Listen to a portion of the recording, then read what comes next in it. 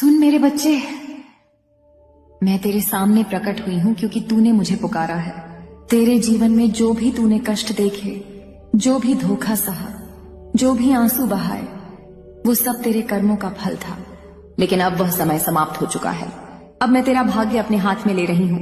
अब तेरे जीवन से हर रुकावट हट रही है। मेरे बच्चे, तू अब मेरा योद्धा है। अब तू डरने वाला नहीं, अब तू लड़ने वाला है। तेरे करियर में प्रगति होगी, तेरे हाथ में पैसा टिकेगा, तेरा स्वास्थ्य सुधरेगा।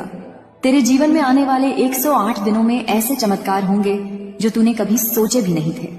लेकिन मेरी एक शर्त है, हर सुबह और हर रात 11 बार मेरा मंत्र बोल, ओम क्रीम कालिकाय नमः।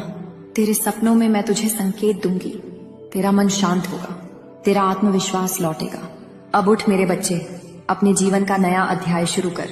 अब तेरे चेहरे पर मेरा तेज होगा, तेरे शब्दों में मेरी शक्ति होगी,